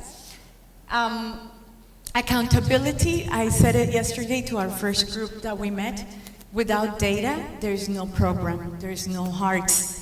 So it's a data-driven, and the data is for each of those participating. Everyone in the primary healthcare center should have access to the data that we're collecting to see how we are doing. Continuous learning, I will talk a lot about our virtual campus courses, completely accessible. At any time from PAHO, you get certifications from PAHO in every course that you take. And long-term sustainability, because this is the ministry's initiative that in itself, we hope will ensure that sustainability. And as I was mentioning, is about strengthening primary health care, and that's where Hearts resides. So I think that'll be it for me. Thank you very, very much for your attention. Our next speaker will be Dr. Kenneth Connell, who is a Hearts consultant, and he will present on Hearts in the Caribbean. Welcome, Dr. Connell. Thank you.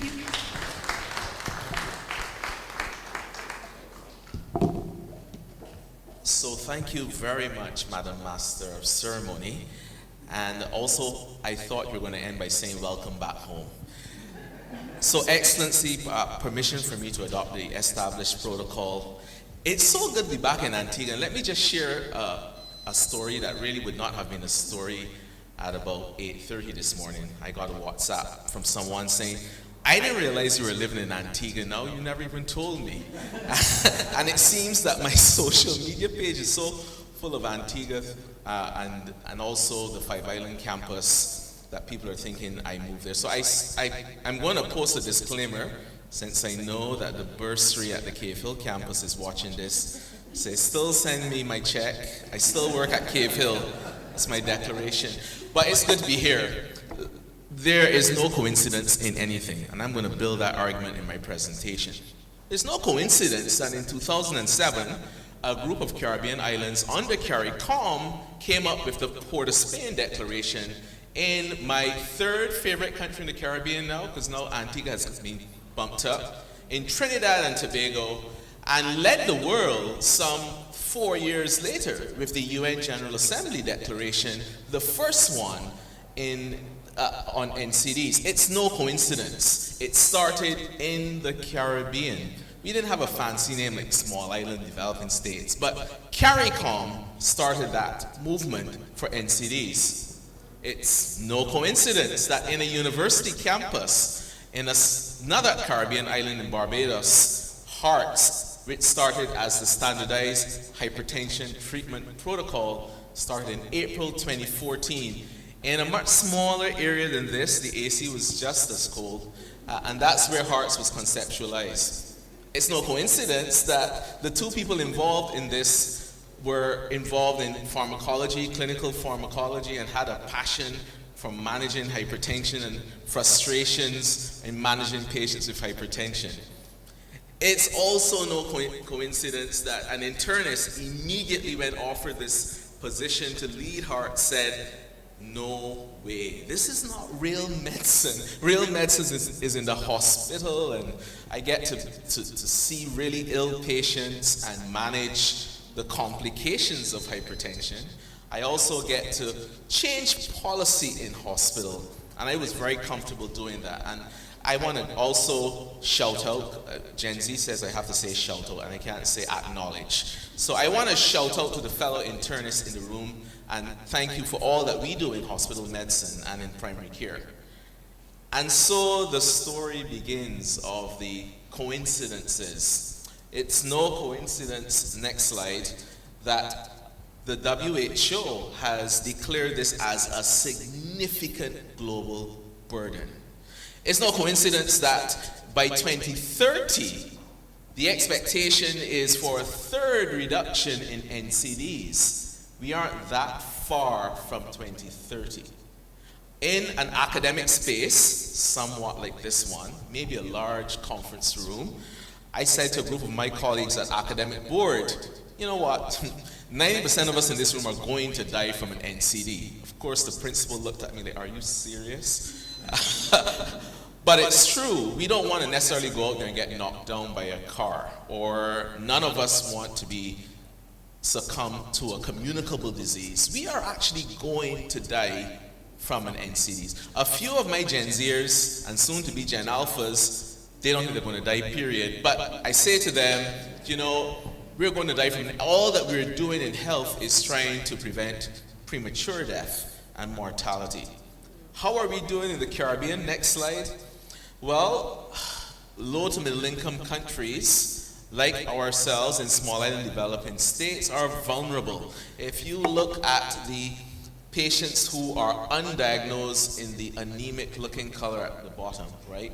And you look at the low to middle income countries, you can see quite a large percentage of them are undiagnosed. And there's just a slither at the top who are diagnosed but not treated. And then of course, we always blame the patient for everything. I'm guilty of that as well. Don is as well. except when in Antigua. And we say, well, the patient is just not taking the medication. There's never a point where we step back and say, what are the social determinants of this patient in front of me in the clinic not taking this medication? Were the instructions clear? Were there side effects involved? Did they have to prioritize buying medication from buying food, not KFC? We saw a KFC yesterday in Antigua. And a Burger King this morning, right? So, but is there a priorities problem? And these are things that we don't discuss in hospital medicine. Except that I noticed this year the Journal of the American College of Cardiology has finally presented what I think is a sentinel statement where for heart failure patients, before they're discharged from hospital, doctors should have a focused and documented conversation with patients on the social determinants of health. Because if we don't, they're going to just leave the ward and return 2 to 3 days later in the emergency room. And I'm sure Antigua's emergency room is different from Barbados, but ours is always flooded.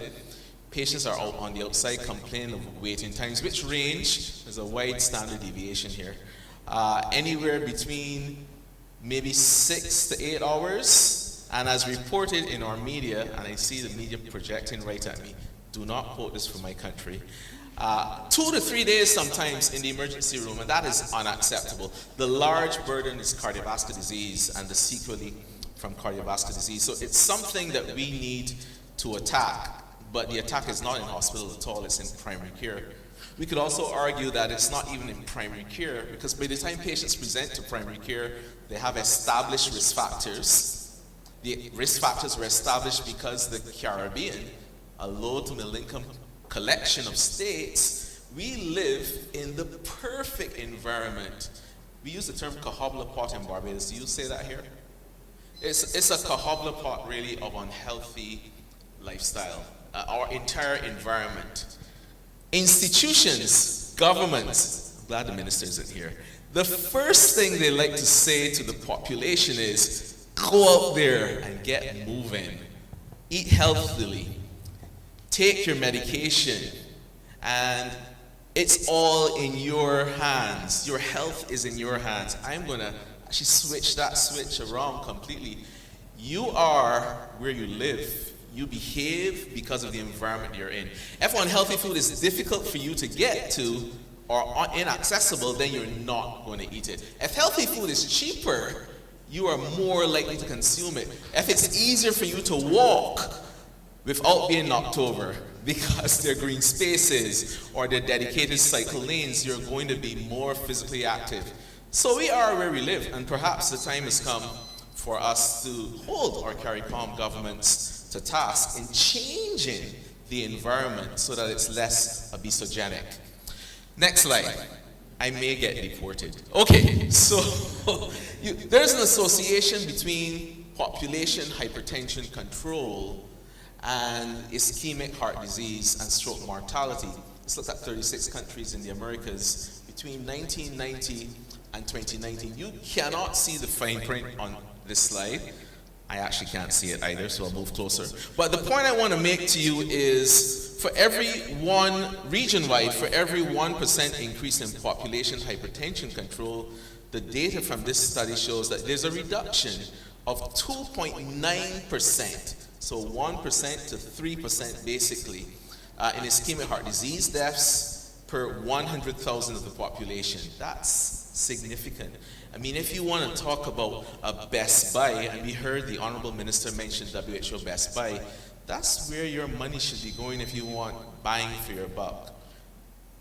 Gen Z doesn't get that bang for your buck thing either. Next slide. All right, so what about in one example of a heart's country, in Chile? Did we do Chile together? You did Chile more than I did, though. Yeah. Okay, so in Chile, next slide, we see that for in a population or a study population of just 1,500, 930 approximately were on the usual protocol, 560 on the standardized protocol. The blood pressure control rates, adherence to medication was 20% doing the same thing over and over is really insanity. I mean, we sit and argue with patients. Why are you not taking these 7 tablets? What else would you want to do but take 7 tablets on mornings for breakfast? And yeah, and all of them are good for you. No side effects, because yes, sometimes to get patients to do things, we actually bend the truth a little. You're not going to really get a lot of side effects, but which ones am I going to get? None. So the ankle swelling, that's because you're not exercising enough. That's not the amlodipine. So those kind of things, we say that to patients, right? We justify it because we never want to take responsibility. It's always about projecting blame onto the patient. It's not the patient's fault. And many times it's our fault. We have complex regimens. The medications could be combined and fix those combinations. And also the health system could be structured in a way that it's easier for patients to get medication. So the first clinic to close at the hospital, in my hospital in Barbados, the Queen Elizabeth Hospital, was guess which clinic? The hypertension clinic. Because on social media, on the news, everywhere, anything to do with the pandemic, the first thing you heard, if you have hypertension, you're at risk. One member of the ministry came out on social media, almost like a panic attack. So, if you have hypertension, don't get COVID because you will die. I would never forget that. And so all of my patients said to me, well, I'm not even driving past the hospital, let alone come to your clinic, because I could die. And so, of course, agility in Hearts had to come in because we then had to transition to telemedicine and remote monitoring of blood pressure and also remote delivery. And we see a lot of those innovations right here in Antigua as well. So I want to recognize the contribution made by the Drug Formulary Committee. I know you've done a really hard job at adjusting your formulary. It's not easy. Barbados moved from some 58 different drugs used for the treatment of hypertension. So I can tell you this because this isn't being telecast and I'm in Antigua, right? We were spending 65% of our drug budget to manage hypertension, and our control rates were less than 30%. So, something was not right. It was every choice dilemma. Imagine going to a buffet and you could get anything you want, So a doctor could say, I'm going to try some hydralazine here. And sometimes I call my colleagues and say, why did you choose hydralazine in this patient? I haven't used it in a long time and it was there. It's available. I decided I'm just going to, there was actually no rationale behind drug choice. And then we had some colleagues who said, well, I'm going to choose, can I even say this? A drug that I see a lot in Antigua in purple and a pink box. It's a combination drug, but I'm not going to call its name because that might forge other conversations. And I said, why are you prescribing so much of this drug X, Forge, right? Are you being influenced by the pharmaceutical companies? No. Yeah, but what you're writing on is an X-Forge prescription pad. You're using an X-Forge pen. You have an X-Forge thing in the background with this, but you're not being influenced. No. Right? So marketing influence is a huge thing as well. So there are barriers to hypertension control. Next slide. And some of these barriers include diagnosis. We mentioned screening not done. Imagine going to a health system. What percentage of patients do you think come into a primary care clinic in a country that will remain unnamed had their blood pressure done for anything? They just came for a vaccine or they came because of some other reason. What percentage of people do you think come into a healthcare setting had their blood pressure done? You think 100%? No one ever says 100%. I keep telling my students that. More than 90%. About 50%? You guys are tough, okay. 30%? 20%? It was actually around 20%. Imagine you are in, it's like going to, I'm not going to use a fast food restaurant, I'm going to choose somewhere healthy. The fact that I have to think to find a healthy, established, well, let's choose a fast food restaurant. It's like going to KFC, right, and not having chicken. I know you're going to kill me for that, Don, right? So imagine You know, you are there in a health setting. You can't get it better than that. You're in a healthcare setting and your blood pressure hasn't been checked. Now, we're talking about targeting men, and yes, innovations such as barbershop projects. But think about the man who comes in there because he's stuck himself with a nail or something, and he's just gone for a tetanus shot. You've lost an opportunity by not doing his blood pressure. He has no idea what his blood pressure is. He has no idea. All he knows, he's here for a tetanus shot, and that's it. So our health system, that's nothing to do with the patient. Our health system is a problem with diagnosis. We have May Measurement Month. You guys also have May Measurement Month as well, because I follow a lot of Antigua social media since I live here. And you have May Measurement Month as well. This is a massive global drive to get people to measure their blood pressure and to know their numbers. That's the theme. And the whole drive for that is to reduce that 50% of people who don't know that they even have hypertension. So it's all out there, everywhere.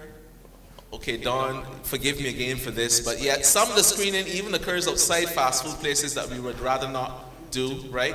We tried it for CPL in Barbados. We had to stop it at CPL simply because we recognize that people attending cricket games are not the most sober people to have their blood pressure done. So that was scrapped.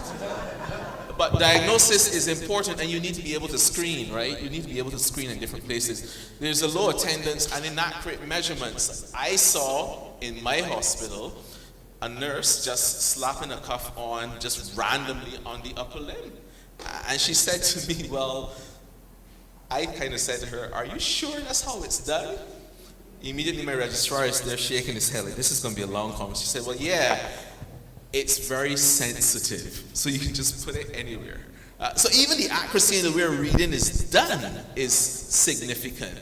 And so we have to go through a lot of training of healthcare providers and patients in how things are done.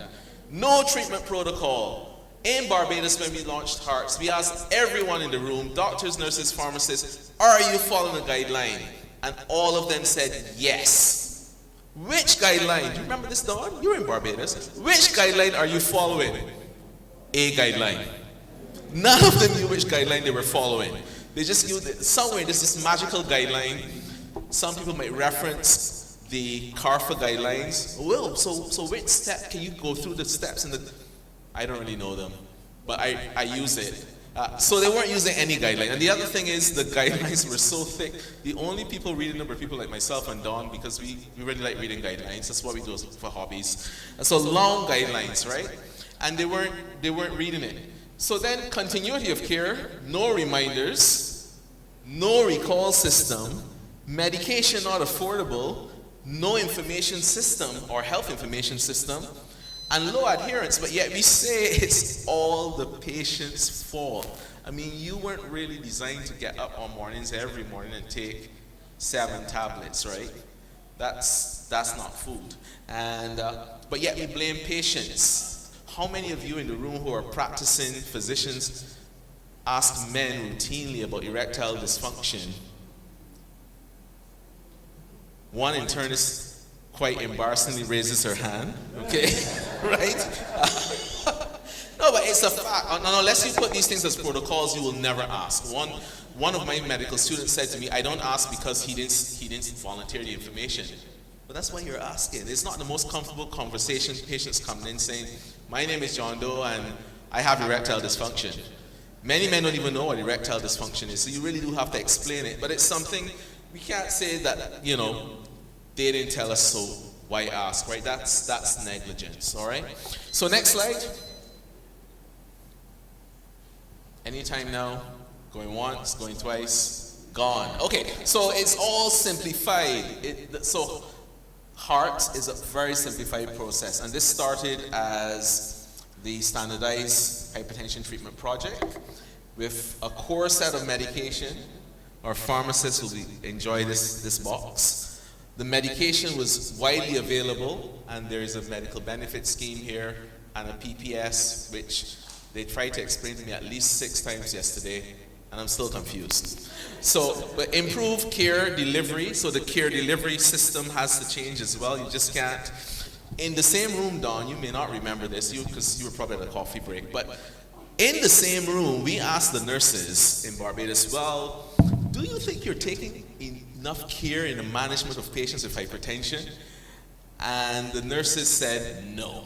All the doctors tell us to do is to do their blood pressure. They don't even look at the 3 readings we've taken. They just repeat it anyway. The patients are vexed at us because why are you going to take these readings? The doctor is just going to repeat it anyway.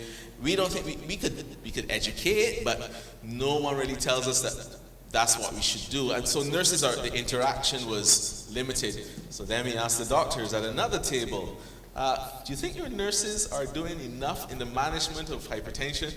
Our nurses are overworked. They do too much. You know, they have to do 3 read-ins. We don't even read them, but they have to do 3 read-ins. So there's a total disconnect. We asked the pharmacist, do you think you're doing enough in the management? And one pharmacist said, well, you know, my role here is just to give them the drugs the doctor writes and also to pick up any errors. Do you think you have a role in advising patients which medication, side effects, those kind of things, also to remind them not to consume salt? That was lost completely. So we all need to be singing off of the same hymn sheet. Everyone, the message has to be so consistent and repetitive that even the security guard as you enter the resistant hypertension clinic, this is no joke. Well, it is a joke, but it's factual, okay? Even as you enter the resistant hypertension clinic at the Queen Elizabeth Hospital, the security guard says, are you coming to the Connell Clinic? That's what they call it. I hope you have your blood pressure readings, or not they're going to be upset. So the patient, even our everyone is on the same page, and that's team-based care. That's really, you want everyone to be on the same page in the management. Here is, next slide. I'm going to skip the next slide, and then the slide after that. Okay, so this is actually, do you remember this? Besides that, the fact that it gave some patients seizures because it was so bright. But this was the initial protocol used in Barbados. It was a very simplified protocol. Interestingly, we were lucky enough to have chlorthalidone hanging around. Chlorthalidone was difficult to source. I know you had some challenges here. I'm happy to report that there's loads of chlorthalidone and some other drugs that will remain nameless in the pharmacy, at least is it Clear Hall Pharmacy? Yeah, and it's scored. I checked. The one we get in Barbados is not scored, so you can't break it from 25 to 12.55 milligrams. You can break yours here, so it's all there. And you follow a simplified algorithm. So we started with lisinopril and losartan. I mean, we didn't have generic valsartan or telmisartan. We started with just either an ACE or an ARB. Now, of course, the preference is an ARB and maybe a longer acting ARB as well. And then review the medication. Now, this came out a lot yesterday, the whole review. And this is what I'm talking about, changing the mindset of authority and team-based care. Okay, so you go to your pharmacist, you get a prescription, and your prescription says, you've now started on the medication for hypertension. And the pharmacist says to you, okay, doctor says to you, this is your 3 months prescription. I think the example we used yesterday was 6 months, 5 months, right? And you go off to your pharmacist, no follow-up visit, okay? The pharmacist should have the authority to say to the doctor, or call up the doctor, say, doc, this guy claims he's just started this drug, but he has no appointment to see you in the health system for another 4 to 5 months. Are you sure this was intentional? I know pharmacists do this very well. Are you really sure you wanted to write both bisoprolol and carvedilol? Or was that an error? As only pharmacists can say, right? So those are the conversations, but it's only if you see yourself as part of the Hearts team. Next slide. All right, so this is what the groups look like. I never had here in any of these photos. I don't think I have here as well. But look at the components. So Mark is here. Dawn, where were you? Oh, well, that would explain it. Oh yeah, we didn't invite you to this one. Yeah, we invite you to all the others though. Because so Mark is here. Mark Jaffe, one of the CDC consultants. Mark worked with CDC, right? No, Paho. I want to get that right. Paho. Okay. Here's a medical student, actually, who we pulled in and said, well, you're going to be the next generation of prescribers anyway. You need to be part of the team. And all of them were all there working on the protocol, designing the protocol. Trust me, this is a snapshot, but things got violent as people argue as to why the only possible drug that could be used in this case is this, because I'm a nephrologist. Ian, I see you. Okay, so next. So here are some lessons learned. Early stakeholder involvement is critical. Champions are needed. You will need champions at your clinical sites. You will need someone on the days when people say, you know, just forget about this hearts thing, to keep going, to look at the data, to encourage change, those kind of things. And I know we have several champions, one in the front seat here, who is the national champion really for hearts. We should do a PSA on that. There, I set it up. Okay, so here are the key countries that have already have started hearts. And of course, Antigua is there. Next slide. Okay, Gloria, I think you touched on that one. And then the next slide, looking at hearts in the Caribbean. Okay, so here are the countries that have started hearts. Antigua and Barbuda. This was constructed by someone who's Spanish speaking, because I see E. Barbados, British Virgin Islands, Dominica, Grenada, Montserrat, St. Lucia, all of the whole Caribbean cascade. It is no coincidence that 17% of hearts countries are from these small island developing states that initially made a commitment in 2007 and led the world in the management of NCDs. And here are the complex, now called clinical pathways, which can be blown up, massive size. It has been COVID aligned, even vaccinations are in there. Very simplified management. We've had a look at the Antigua ones. I cheated, I saw them a few weeks ago. And it's very impressive. So all of you should first of all congratulate yourself at designing a clinical pathway. I also want to end here by a special mention to the Drug Formulary Committee. Not just because Dr. Cordner is here, but drug formulary committees are really important because they really dictate the availability of the drugs in country. They get to move the needle quickly, or they can kind of lag behind it. There's a lot of inertia. They get to influence procurement. So the Drug Formulary Committee and the pharmacists, we made comments about this yesterday, played a critical part in Antigua, and I want to publicly thank them for that. On that note, good luck. I am only an island away. I'm not as far as South Carolina. You can invite me back here, but this time I will need citizenship because it makes transport very easy. Thank you very much. Congratulations. In a significant step to improve national health security here in Antigua and Barbuda, the Hearts Initiative kicks off their Welcome to Hearts workshop here at the University of the West Indies Five Island campus.